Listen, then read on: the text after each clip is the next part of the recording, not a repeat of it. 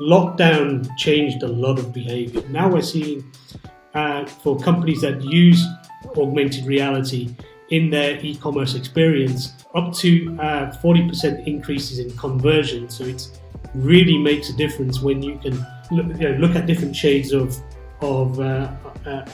lipstick or nail varnish and see what it looks like on your fingers, or see what that car looks like in your driveway, and make sure it fits in your garage. Business casual.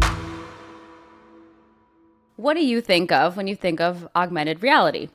Probably something like Pokemon Go. If you recall, a few years ago, it was such a big phenomenon that there were reports of pedestrians getting hit by cars because they were trying to catch them all in the middle of the street. And you might also think of the filters on TikTok, Instagram, or Snapchat that give you a saucy makeup look or allow you to share images behind you via a green screen. It sounds like it's all fun and games, and maybe you don't believe we actually need any of that, but it turns out augmented reality has consequential real-life applications, making it a big business across industries, from life-saving applications like demonstrations of open heart surgery in a medical school classroom, to consumer-facing use cases like being able to visualize and customize a car in your driveway before you even purchase it. Our guest today, Faisal Galaria, is the CEO of a company called Blipper. He believes that augmented reality will be essential to our lives and what he calls the real-world metaverse, or putting digital content in the real world around us. And this real-world metaverse might be a lot closer and a lot more practical than you might expect.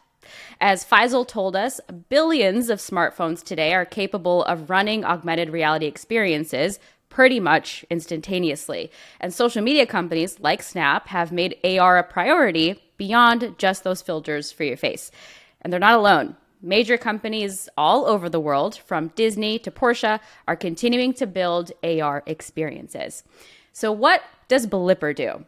Simply put, Blipper provides companies and individuals with all the tools they need to build AR experiences for any environment. And their clientele includes big brands like Pepsi, Rockstar, Hulu, General Mills. But it has not been an easy road. Founded in 2011, Blipper was a little bit ahead of its time and faced a collapse in 2018. Faisal joined Blipper in 2019 and was tasked with turning the company around. He brought execution experience from having held senior positions at Spotify and Skype to put the company back on track, leading it to a $5 million funding round in March of 2021. A slow but steady comeback for a company that was once valued at $1.5 billion. We'll find out how Faisal is feeling this comeback and how AR will actually impact our lives after the break. Financial education should be like oxygen, accessible to everyone. That's why Real Vision created an on-demand investing course that provides the tools and foundational knowledge you need to become a smarter and more confident investor. By the end of this comprehensive 10-hour course, you'll understand how the world's best investors think and execute trades. From there, you can tailor your learnings to your own personal circumstances. Business Casual listeners get a 15% discount off Real Vision's investing course, plus full access to their Plus membership tier with promo code BREW. Learn more at realvision.com/businesscasual. That's realvision.com/businesscasual. Well, Faisal, welcome to Business Casual. There's a lot for us to get to on the AR front, but first, a very quick little icebreaker. It's called OG occupations. So Faisal, what was your very first job, your first occupation? I haven't been asked that for a long time. Back as a teenager, I used to be really into photography, and so I worked in a camera shop on Saturdays selling SLR cameras, and on Sundays as a photographer. So I had a side hustle as a wedding photographer. Oh my gosh, that's incredible. Do you still do photography, or that's long in the past? I've got 3 young kids who are thankfully very photogenic. So to the extent I'm still interested, it's taking pictures of them and capturing their wonderful moments. From wedding photography to augmented reality. So let's get into it. Let's start with some definitions. We've all heard AR and VR before. So, what is the fundamental difference between augmented reality and virtual reality to start? For virtual reality, you put on a headset, and that obfuscates you from the real world that we occupy all the time. So it's really good for full immersion, and it might be for a game, for example. Augmented reality is putting digital content on the world around us, as opposed to taking us to a third place. So it could be that you're in a lecture theatre at university and seeing something in front of you that the teacher or the lecturer is talking about. And imagine if you're doing medicine and you could see a heart in front of you, but whilst still being present in the lecture theatre, or you're shopping and you want to see what a jacket or some makeup looks like on you in the real world, as opposed to it being virtual reality, which you put your helmet on or your visor on, and suddenly you feel like you're in a completely different place. AR is a lot more accessible. What would you say is the main hardware right now through which we experience AR? Is it just our cell phones still?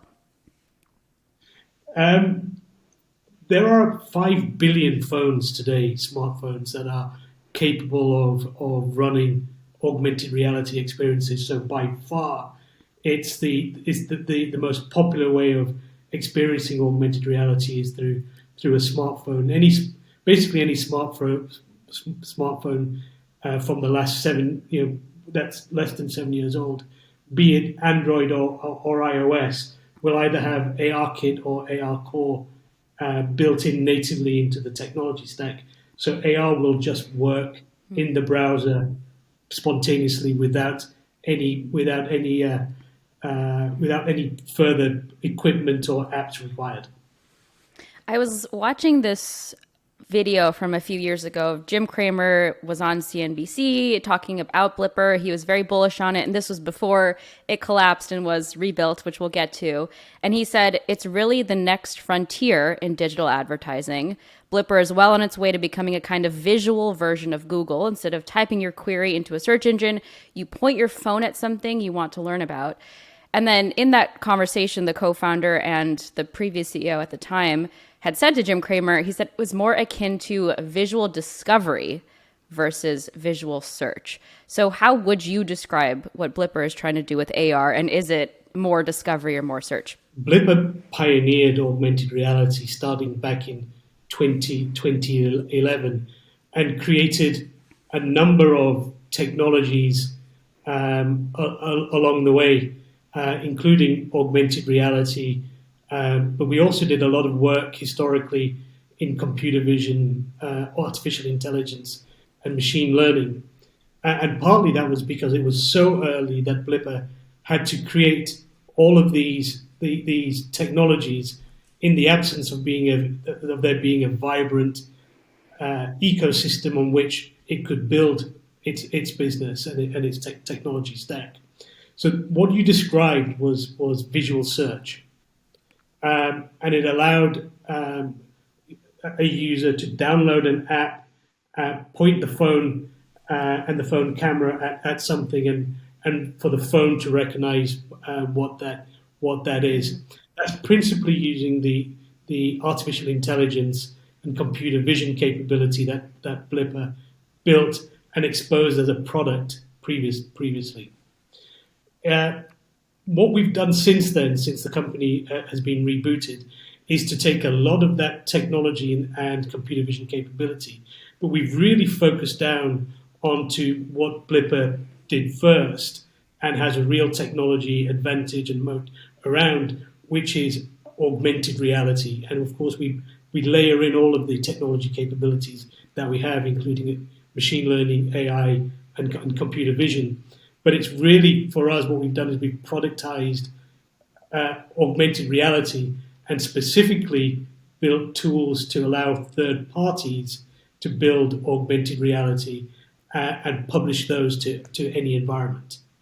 Can you give me some examples of those third parties, your customers that come to Blipper? They say we have a need for this augmented reality technology. What are the use cases? What are they trying to solve for? We've got thousands of users, and they come in three major buckets, Nora. The first one is what I call bedroom developers. Those are people, it's the creative community that are building AR experiences, either because it's their small business or for fun or as part of some kind of education that they're doing. An example of that might be people who are building greeting cards applications. So you hold your phone over either a physical greeting card or a virtual greeting card, and things happen. It could be music playing, it could be balloons popping out, it could be photos of you with this other person coming out, and you can build some pretty cool augmented reality experiences very simply using our tool set. And those folks are principally using our no-code platform, which is called Blip Builder. It's a very easy drag and drop platform. Then we have professional users who use our web SDK tool, and those are principally agencies, brands, and professional developers and creatives who are building for a client. That could be a brand, and whether that's Kellogg's, whether that's AT&T or AT&T, Disney, or Porsche. There are almost every company in the world now is starting to build AR experiences, and those are being built either in-house or by their creative agency, and they're using a tool set like our web SDK to build that, and that's the engine on which they'll build those experiences. And then the last category are people that need a fully managed service who come with an idea, but say, can you leverage your experience of having built 20,000 AR experiences and the fact that you've built this engine yourselves, can you help us build a wow experience? And we have a Studio B, that can do that for them and build wow marquee type experiences for clients directly. I liked your greeting card example. That's something we can all imagine. But are there any standout examples for the coolest ways you've seen people use Blipper technology to create these AR experiences? I'm a bit of a motor enthusiast, so every time we get a Porsche or a Renault or any we have Buick as well at the moment working with us. When you can see, when it allows you to see what a new car is going to look like, and you can put that in your lounge, in your garden, in your drive, and it's the real size. It's the actual. It's a full size model, and you can walk around it. You can open the doors. You can change the colors. You can change the rims. You can spec you can spec the car and change the mirrors to chrome. And when you can do all of that and see what would otherwise be an experience that you'd have to go into a showroom to experience, when you can do that and see what it's going to look like in your own driveway, that for me is always a wow moment. So I love those. And another one that comes to mind, Nora, is we were involved during lockdown of helping OnePlus, which is one of the world's largest phone manufacturers in the world, launch a new phone during lockdown. OnePlus are a challenger value brand phone that are particularly big in the emerging markets, and they're based in China. And what they normally do is invite 1,000 journalists to Shenzhen or Shanghai to do a big launch with all the journalists in an exhibition center with the CEO at the front with music and dancers and all kinds of pyrotechnics going on, and they announce and launch a new phone. But of course, during lockdown, nobody could get to China, and trying to do this kind of 1,000-person in-person launch was impossible.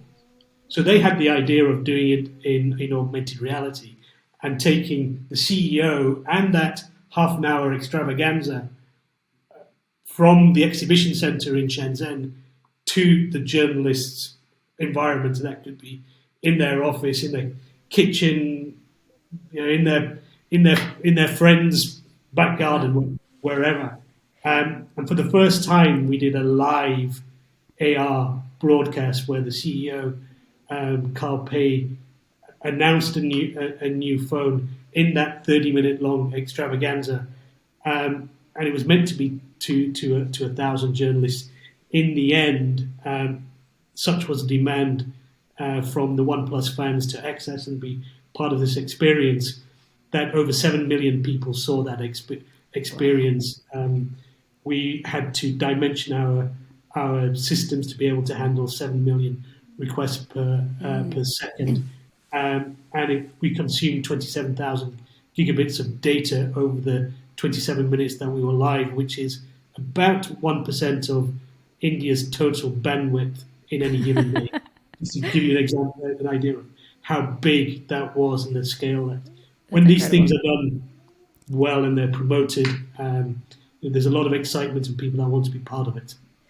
Yeah, I want to go back to the example of looking at cars, because that seems like a very practical use case for big purchase decisions. Instead of having to go in person to check something out, you can view it in detail via AR.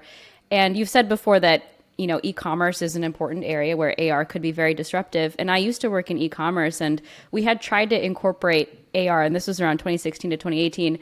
We tried to incorporate AR into customers' big ticket item decisions like furniture or home goods, the buying process.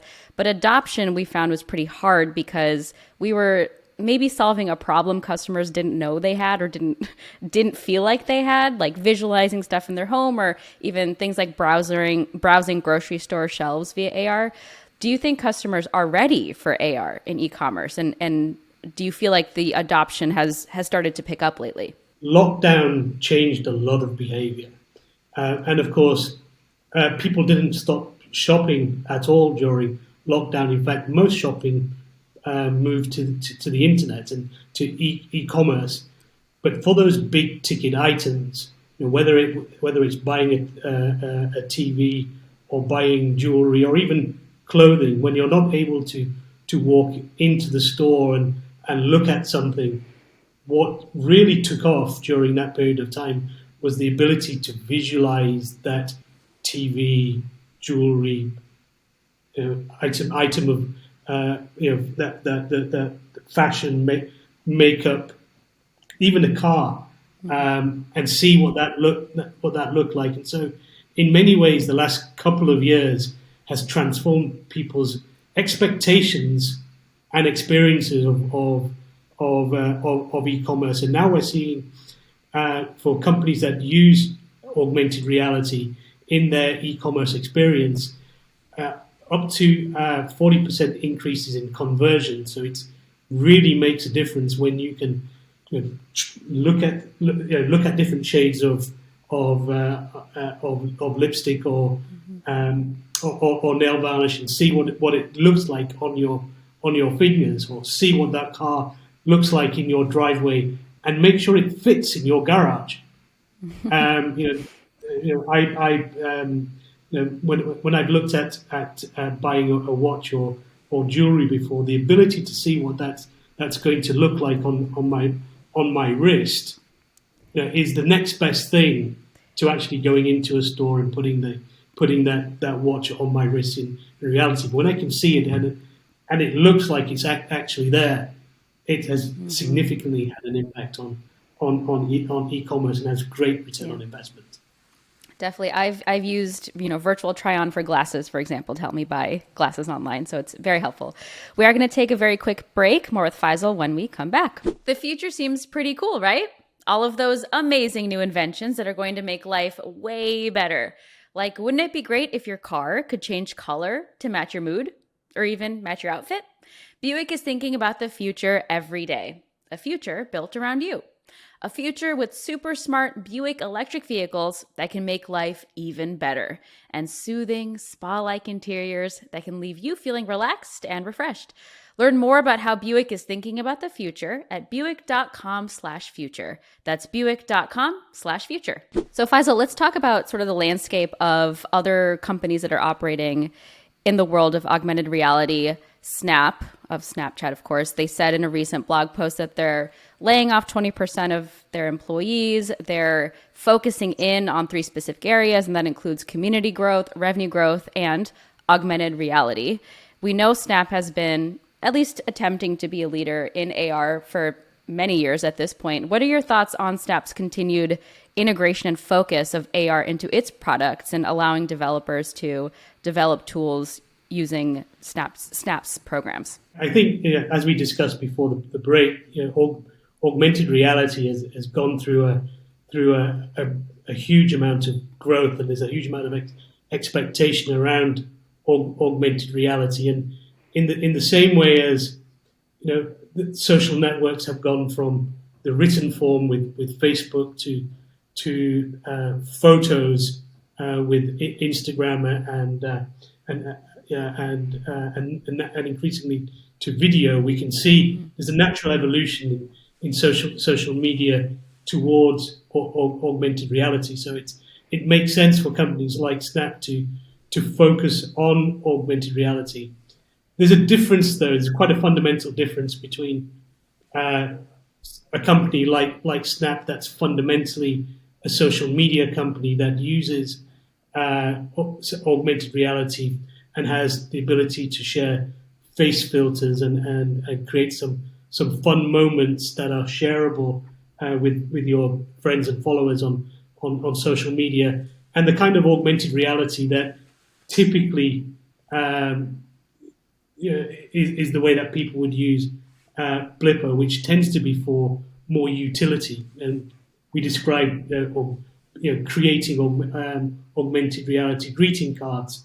We work with a number of educational publishers who augment their textbooks so that the content of the textbook comes alive off the page, and that could be looking at animals on safari through to explaining sophisticated chemical equations and seeing how chemicals react together, to some of the more fun examples of QR codes being printed on consumer packaging, whether that's a can of Mountain Dew or a box of Cocoa Pops. It's quite different when you can scan that box of Cocoa Pops, and Coco the monkey comes out of the phone and teaches you how to do a dance, and that experience lasts 7 minutes. It's quite different from a fun moment on Snap. We tend to think of ourselves as having more longer form content and more utility content that's built on our platform, and we're certainly not a social media company. We share all of our data with our clients on device type, browser type, engagement type, and all of that data belongs to our clients, and we're not in the business of monetizing our users or taking all of their data. Mm-hmm. So the monetization model then is a customer or client pays to use your tools. Is that correct? So we have two products really. Blip Builder, which is a completely free to build model. So for the hundreds of thousands of users that use that, they license the tool and they can publish onto Facebook, Snap, TikTok, Twitter, any website, and that's completely free. That's our freemium product. It's our on-ramp product. And then we have our SDK, which I described earlier as our professional developer tool, which is a subscription model. Got it. So obviously, many of these social platforms that you can provide tools to, they are working towards the so-called metaverse. And I know you've said before that there is a fundamental misunderstanding about the metaverse. So what is the misconception and what is the metaverse in your own words? I think there is a lot of there's a lot of hype around the metaverse, and there's no generally accepted definition of what it is. And actually, in many ways, the definition depends on who's articulating it and for what purpose. What I have not yet got my head around is, you know, but almost by definition, the metaverse needs to be meta, and therefore needs to be interoperable. And the versions of or what people describe as the metaverse is sometimes something like a Roblox or what Facebook is talking about, or decentral. They're almost game-like environments where nothing can move between. You can't move from Roblox to Facebook into Snap. So I don't see what's meta about that. I've argued that those are almost mini-verses, not metaverses. What we do, however, is slightly different. We're about what I call the real-world metaverse, so putting digital content in the real world around us, more like Pokemon Go, and less like putting something into a game or a game-like environment. Mm-hmm. Well, what do you see as the evolution or the point of social impact of the metaverse? Because to your point, there's a lot of different definitions. There's a lot of different use cases depending on who's talking. But when is it just going to become this totally accepted mainstream facet of our lives is existing within this metaverse?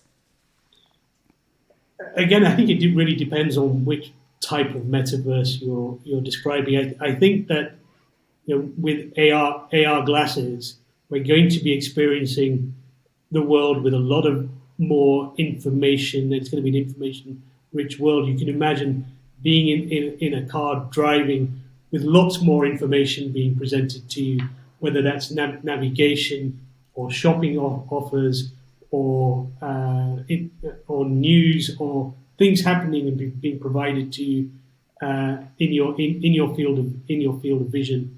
And that's one way of conceptualizing what the metaverse is. And with AR glasses, that's probably a couple of years away, but you can see the early examples of that already.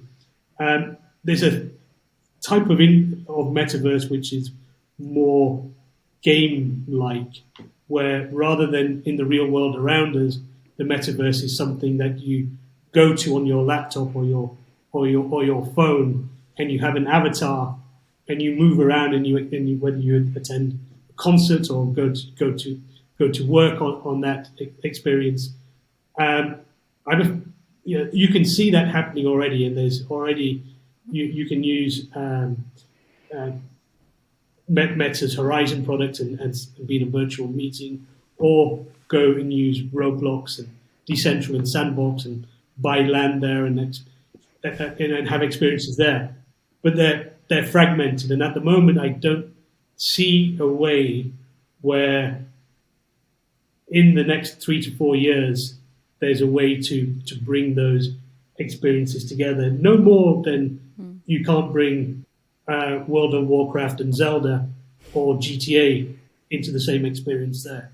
Mm-hmm. They're different experiences, they're different environments, and it's difficult enough to use a Microsoft product on an iOS phone. Never mind bringing together these metaverses. Yeah, for sure. So, I mean, we're in this environment where we're already glued to our phones all the time. You mentioned AR glasses and seeing things in your field of vision. For people who argue that we have no need to bring technology or physical technology more into our lives, give us more reason to pull up our phones, we're getting into this almost apocalyptic state where we're just attached to technology all the time. What do you say to those skeptics who maybe don't believe that AR is actually beneficial for us as a society? I would reflect on my own career in technology, which really started in Skype. And I remember, describing early Skype, where I said to people that people wouldn't make telephone calls in the way that they used to with a fixed line or a mobile call, and that time and distance would be irrelevant to a phone call, and we'd be able to see each other like this, and this would be the way that people would do phone calls. And everybody was a skeptic. Why would I speak to my laptop and have to plug in headphones when I could just pick up my phone, and phone calls are getting cheaper, aren't they?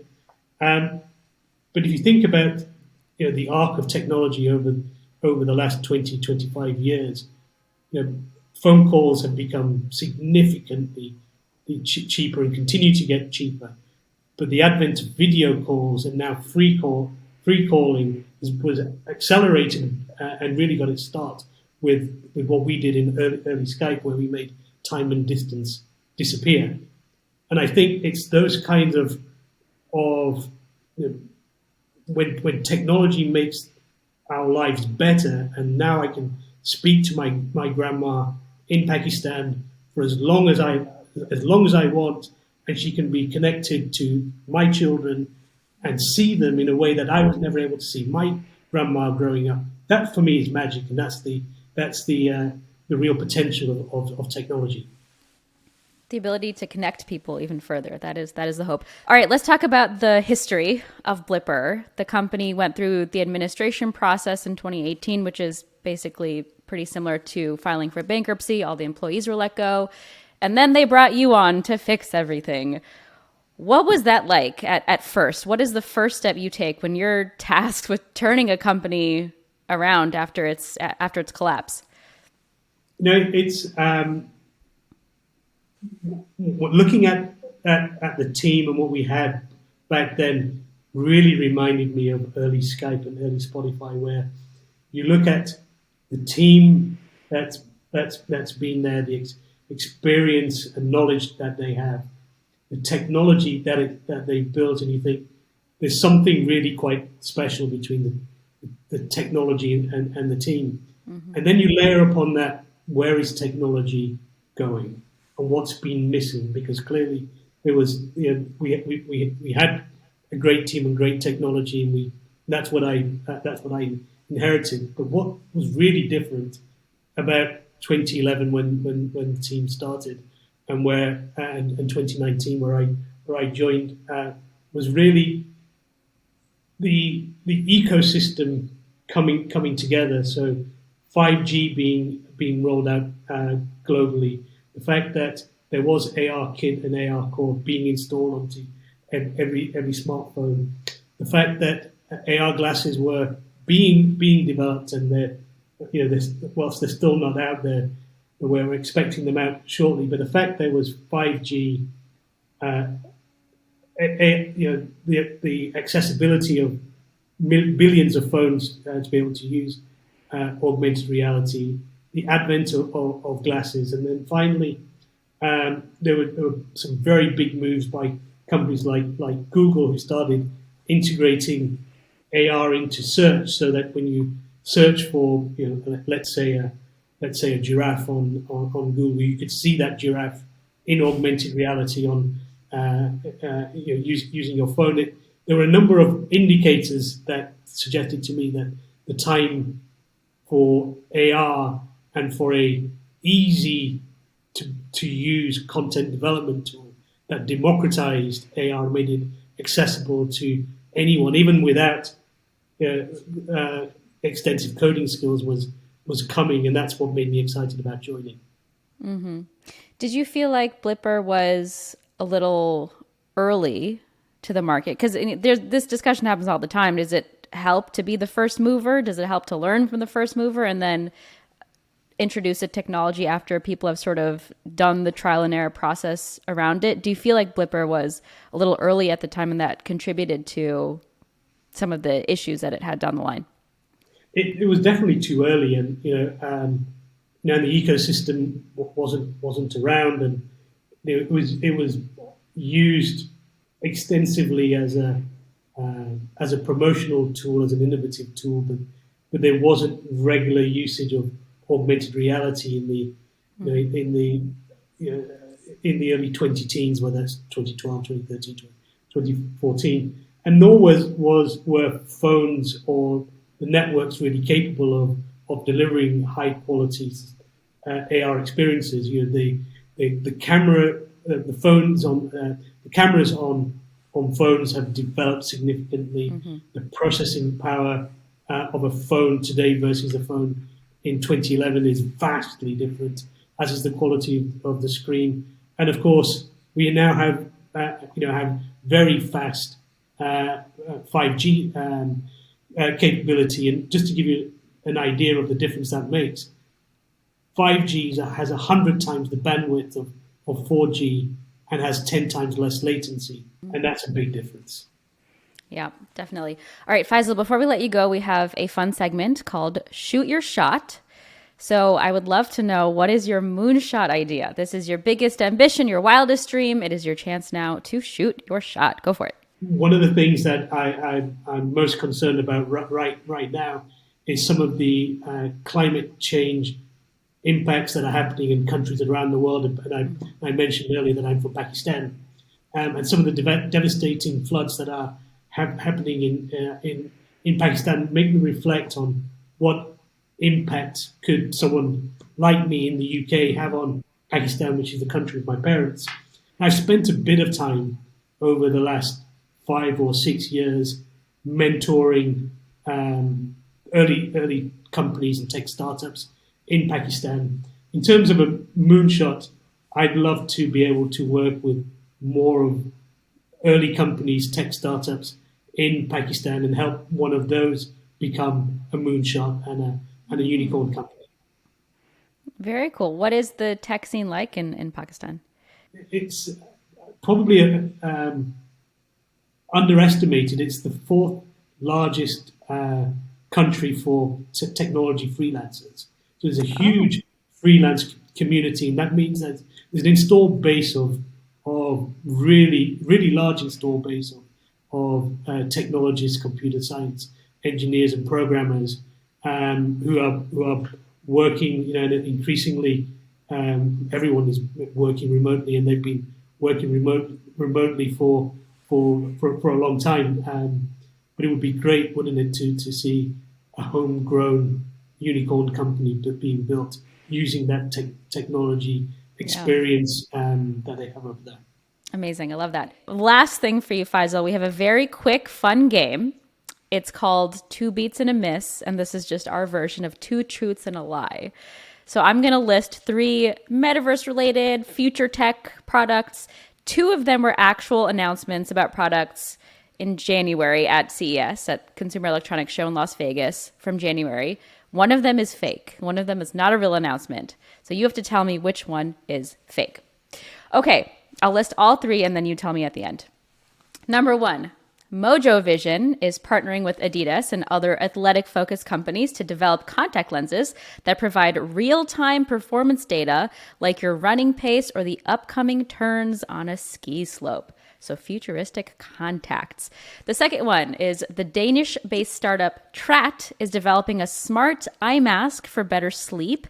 It'll help you feel temperature changes that will adjust to optimal sleeping temperatures throughout the night based on a sensor. Number 3, the Spain-based startup OWO is hawking $450 haptic jackets that are meant to allow users to feel a gunshot, the wind, someone grabbing your arm, and even a hug from a loved one.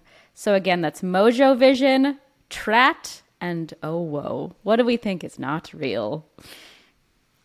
It's tough. It is tough. I'm going to guess it's the eye mask company. That's not real. You nailed it on the first try. This has never happened on the first try.